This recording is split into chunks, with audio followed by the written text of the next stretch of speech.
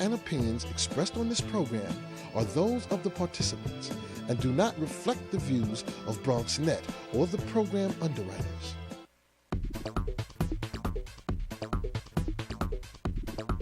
BronxNet. Your voice, your views, your vision.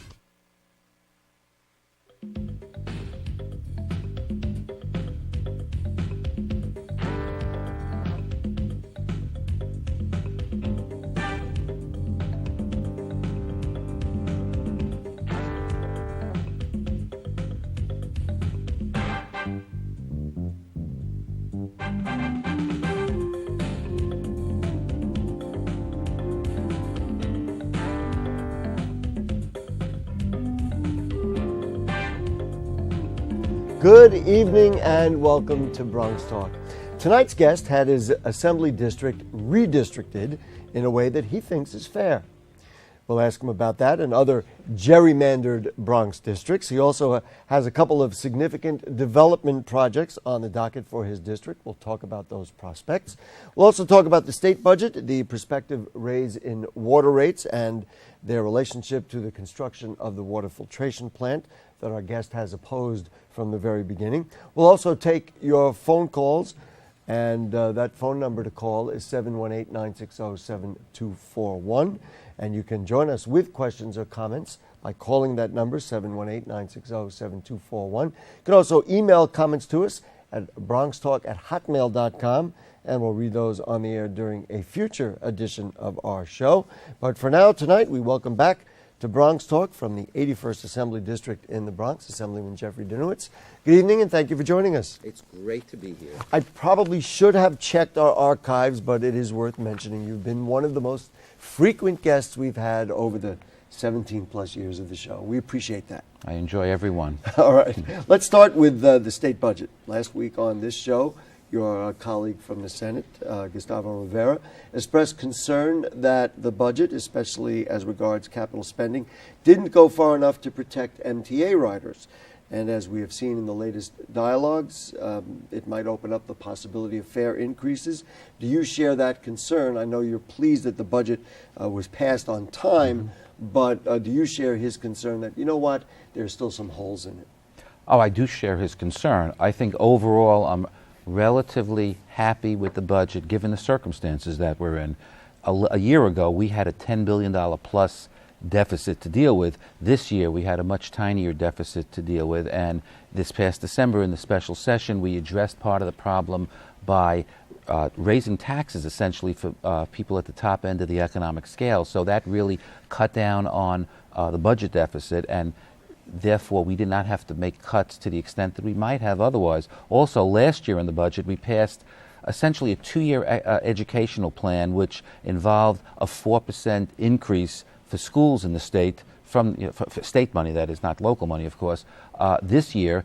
And that really made it a whole lot easier, number one, to pass the budget on time, but more importantly, to not do so many bad things as has been done in the past in the budget. You know, one of the things that struck me immediately, because from the outside, when you evaluate the budget that comes down from Albany, there has always been, over the 17-plus years of this program, a dialogue about cutting funds to education, cutting funds to health care, et cetera, et cetera. This time around, number one, you didn't have that kind of rancor that we've had. And number two, those two very important items got their fill, or essentially got their fill.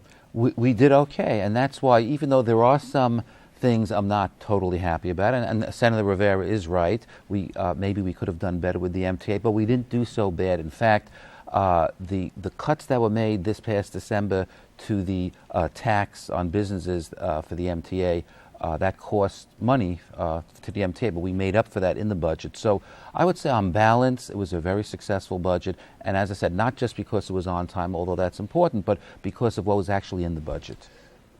Does a lot of the credit go to the governor? I think a chunk of the credit goes to the governor. You know, for years, people said Albany is dysfunctional, the legislature is dysfunctional. Well, looking at it logically, and let's think about this for a second. For years, we had Governor Pataki in the legislature, Governor Spitzer, Governor Patterson in the legislature. Now, the legislature is still here. Yes, it changes somewhat each year, but basically, the legislature hasn't changed so much. What's changed is the governor. So I think it kind of proves that it wasn't the dysfunction of the legislature all these years that was causing the problem. It was the dysfunction in the governor's office, and I think Governor Cuomo is very different than his past few predecessors, and I think he's getting things done in a way that they wouldn't or couldn't do. How is he doing that? He's a consensus builder. First of all, he's very popular in the polls, so I think legislators are probably more willing to be cooperative.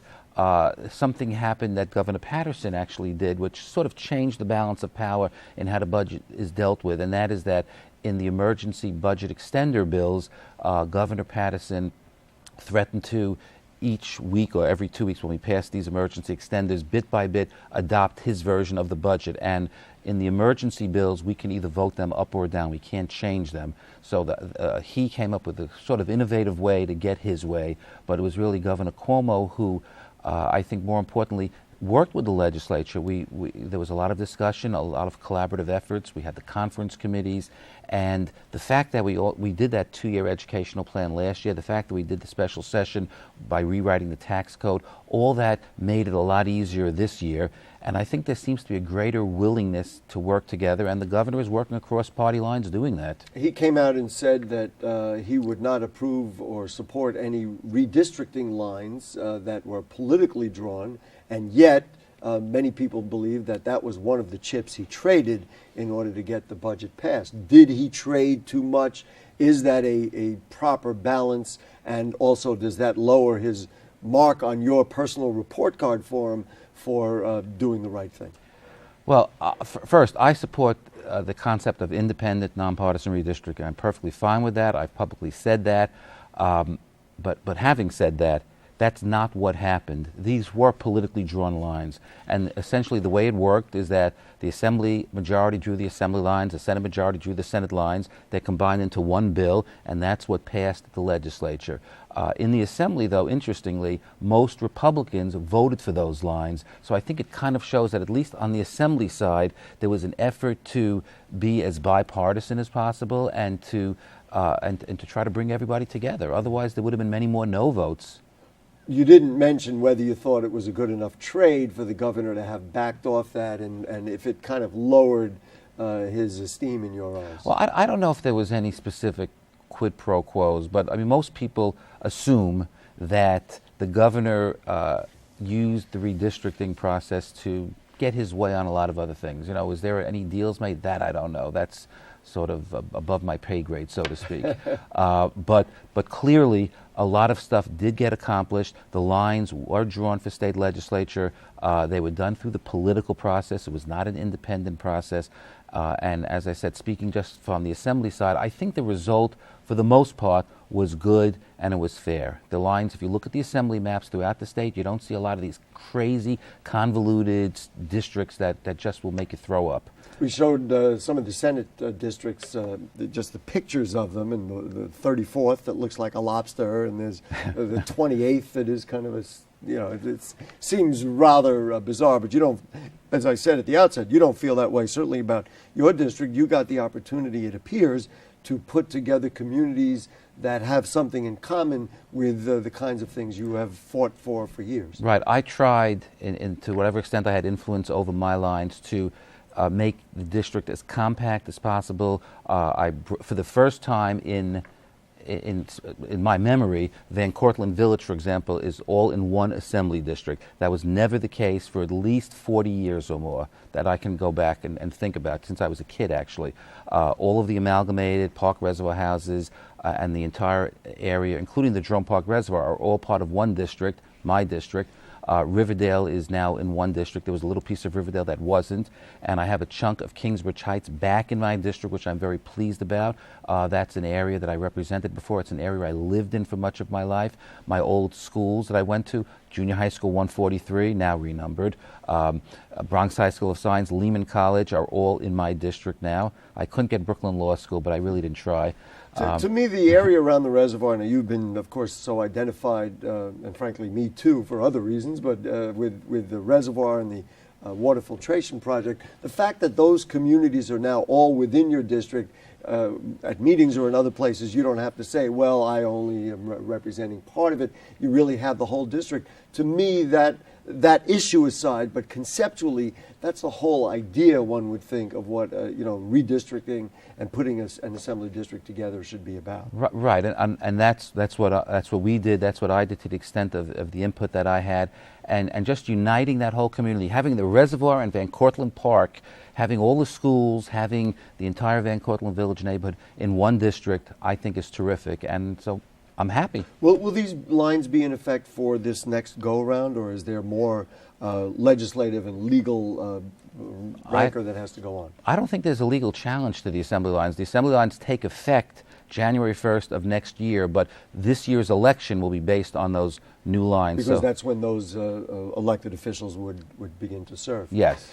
But in I guess an area that's not yours, and you have hailed the way the assembly lines were drawn in the Morris Park area, many have complained they've gone in the opposite direction, whereas in your northwestern area, things were split, now they're put together, but it appears in that part of the Bronx that neighborhoods have been split between Naomi Rivera and Mike Benedetto's district. Right. Many of the advocates that I spoke to complained that potential challengers to Assemblywoman Rivera, for example, have been districted out into Mike Benedetto's district. So maybe you're happy about it, but can you see that maybe this whole process wasn't quite what it should have been? Well, I'll say a few things about that. One is, in a redistricting year, somebody could run for office and live anywhere in the county. So if somebody is not in one of those assembly members' districts but wants to run there, they could still do that, and they just have to move in by the time they take office. But that's a small consolation. Well, of course, okay. You're still asking somebody to move, and if they are established in a community, as you'd like to think a potential legislator Right. is, that's not a very easy I don't know that thing there to was do. somebody in that piece of Morris Park that was in Naomi Rivera's district that's no longer, that was planning on running against her. But the other thing is, and I'm sure if the great minds we have could have found a way not to divide Morris Park if there was if that's what they wanted to do. But the lines have to go somewhere. Every district has to have the same number of people. All the districts in the Bronx have about 126,800 plus people, and it's all within a few people of each other. So you can't just draw nice, neat districts and hope that they all have the same population. The lines have to be somewhere. Otherwise, there would never be a controversy. and we wouldn't have a show, for example. One more political question from me, and then we're going to go to the telephone. Part of this process has opened up the possibility that Charlie Rangel will be representing North Bronx districts, or Bronx districts, which he really hasn't done before. And Senator Espaillat in fact, has already said he'd like to run against him. Would you or your Ben Franklin Democratic Club support either Congressman Rangel or Senator Espaillat? We haven't had our endorsement yet. We may or may not make an endorsement. Obviously, we have a close relationship with Senator Espaillat. We helped elect him last year. I think very highly of him. He's also a colleague, and he's been great to work with. I don't know Congressman Rangel as well, but he is a person who is, to many, an icon in the Democratic Party. So it is a decision that some people may have a tough time making.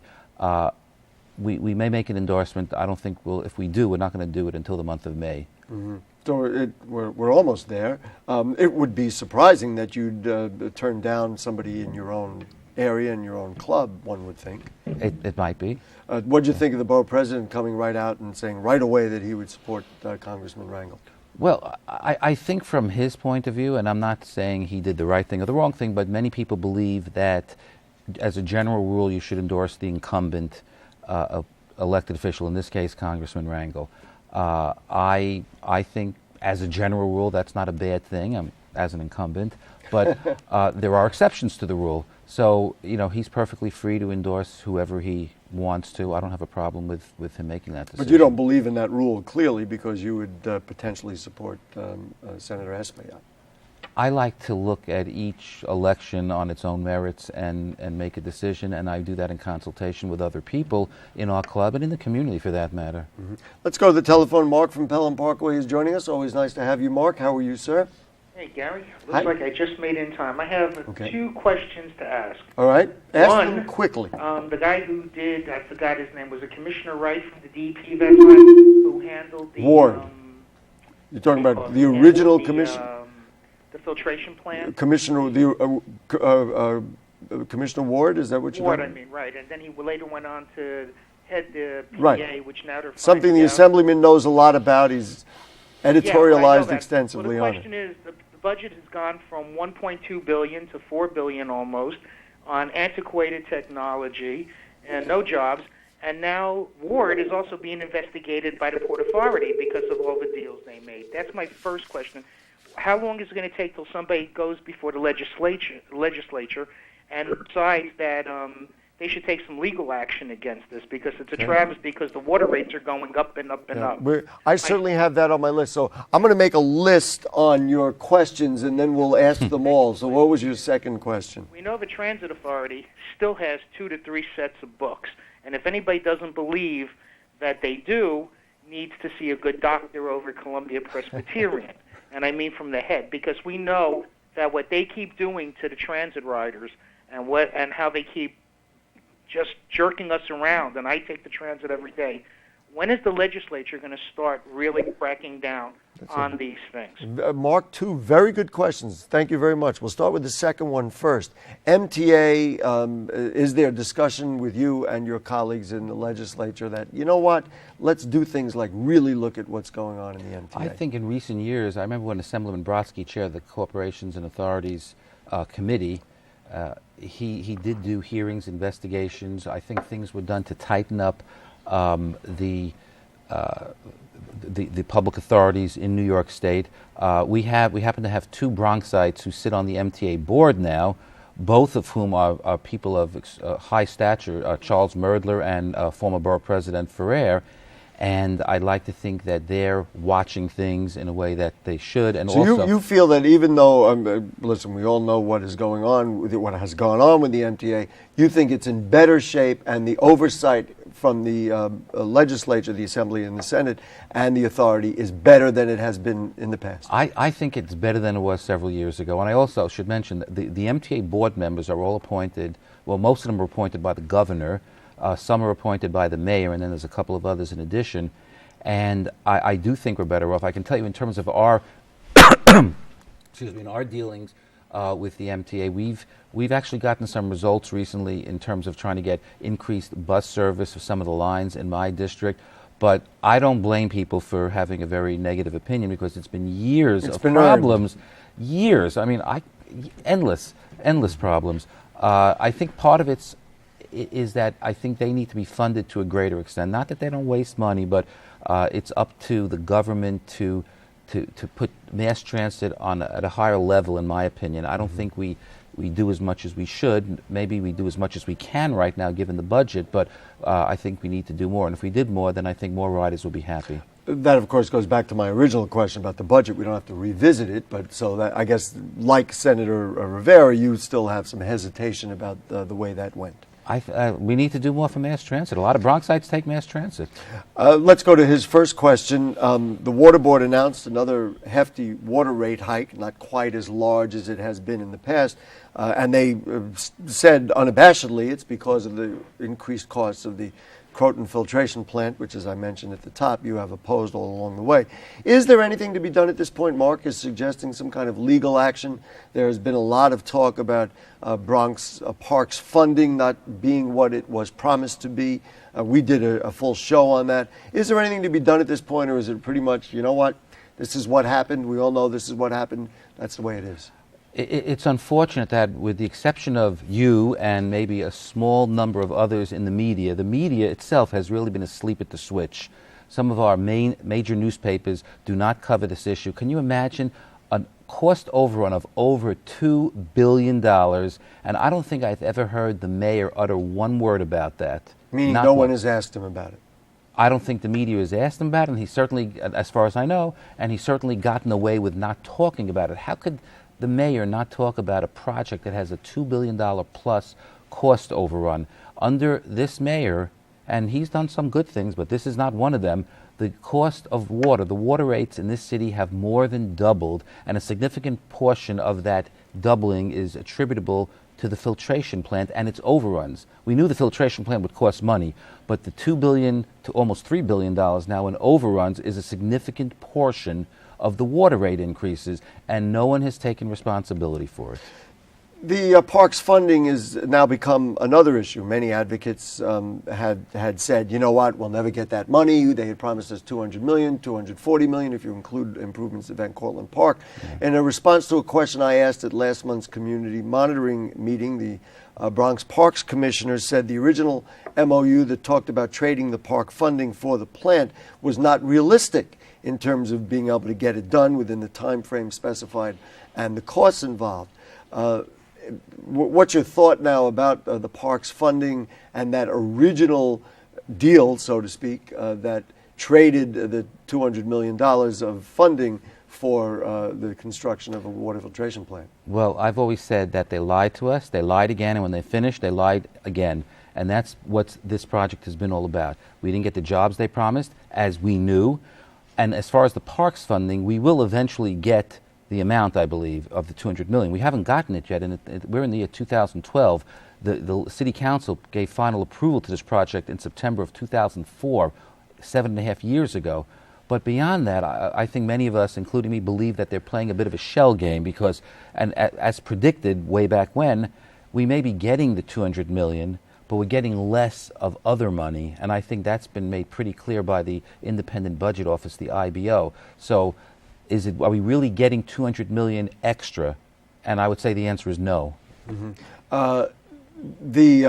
So in essence, the terms were broken, but these MOUs are not legally binding, it would seem. I think people hail them as being the bottom line, but really there is no bottom line when it comes to these things. Well, the city seems to be able to get away with a lot. I mean, the walkway, the bridge over the Deegan, as a prime example, that was promised how many years ago? Mm-hmm. 13 years ago? And now they say there's no money for it. Right. So there's money when they want to get something done. They find money to sink into that bottomless pit. They found money for every aspect of the project. They raised the water rates for it, for example. Yeah. And who pays for the water rates? Well, all of us, not just landlords or homeowners or businesses, but ultimately renters pay for it because that's passed on to them in the form of rent increases. So in essence, it's a tax increase. Let's talk about some good news, good development. I think you would think the two projects that appear to be slated for your district around the Broadway area are good developments.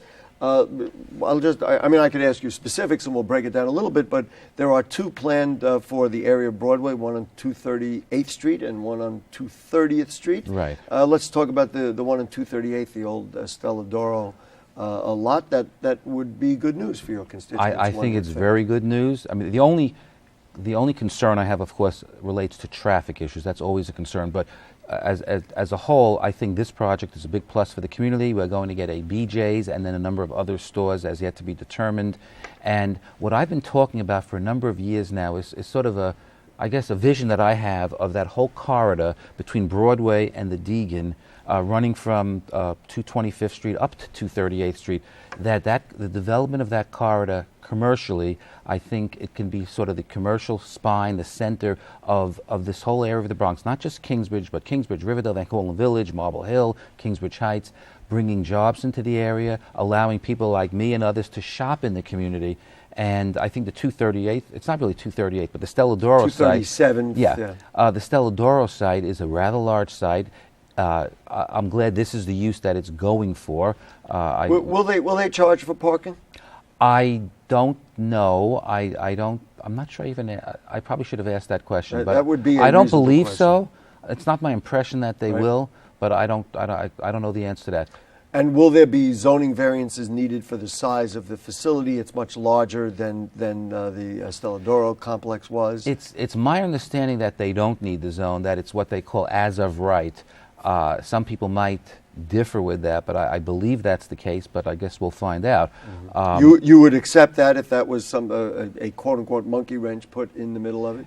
whatever the law is, they have to comply with it. If there are zoning requirements and they have to comply with those rules, if they need a variance, they have to go through the proper procedure to get that variance. But it's their belief, and I've been indicated that by others as well, that that they don't need a zoning variance. But I think it's very important that they work with the community in order to make sure that traffic is handled in the best possible way. Obviously, any development like that is going to bring in additional cars. No one likes that. Ira had a letter in the Riverdale Press. Some people saw it, and you and I interacted on it briefly. And I noticed that when you described it and where it was located, you didn't say it was in Riverdale. It's being called the Riverdale Crossing. I personally think that the area that houses and hosts this development should get the benefit of it. Shouldn't it be called Kingsbridge Crossing, and wouldn't the developer and the people who own it do better, for example, if it was called Van Cortlandt Crossing, which is the same name that's on the sign of the Deegan, and they'd get the benefit of the dual promotion? I'm fine if they called it Kingsbridge Crossing or Van Cortlandt. I don't really have a terrible problem them calling it. A lot of people like to use the word Riverdale. You know, except for the people who live in Kingsbridge. I actually know. I think if you ask somebody what the border of Riverdale is, it's usually one block east of where they live, meaning that a lot of people like to identify with Riverdale. Some don't. I put Bronx as part of my return address. I don't write Riverdale or anything like that. But I think more important than what the name is what it's going to do for the neighborhood. I think you're probably right. Listen, I don't want to start another controversy, but I think that's my job. I think it's the New Jersey Jets and the New Jersey Giants. They're not in New York, but okay. Almost out of time. The project that will be on 230th Street, is there some concern with that very healthy or reasonably healthy financial corridor that stores put in the mall at 230th Street would take, and even the one at 237th, would take business away from the existing stores who've made a commitment to be in the community? I don't think so. I think the stores there will complement what's already there. In fact, I think it'll increase the pie, bring more people into the area. The Target Shopping Center has been an enormous success on 225th Street, the second or third busiest Target in the country, and as far as I know, it hasn't hurt local businesses. If it's the right mix of stores at 230th Street, I think it'll be great for the neighborhood. I'm delighted that it's going to be only commercial. There were some people who thought that they should build housing between the Broadway L and the Major Deegan, but I didn't think that was a good idea. Assemblyman, we're going to leave the rest of the subjects and dialogue for your next visit on our show. We thank you so much for your time this evening. We appreciate you joining us. We put the Assemblyman's district phone number up there, and again, we appreciate your time. Thank you. It's always great to be here. Folks, if you have further comments or questions on anything you heard on tonight's show or anything going on in the Bronx, then email them to us at bronxtalk@hotmail.com, and we'll read those on the air during a future edition of our show. Archives of Bronx Talk are available, and you know this, at bronxnet.org. You click Bronx Talk on the right-hand navigation bar. Also, please become a fan of Bronx Talk on Facebook. Next week, we'll get into the Trayvon Martin case, as well as the recent police shooting of a Bronx teen in Williamsbridge and the residual stop and frisk issues as well. The week after, it's a fascinating study about substandard housing in the borough of the Bronx. That'll be on April 23rd. I'm losing my dates here already. We're already at the 9th. Anyway, Bronx Talk, Monday nights at 9 here on Cablevision 67, Verizon Fios 33, of course, BronxNet's channels. Thanks to Jane, to Michael, to Dina, to all the thousands of people around us, to you, and to you. Good night.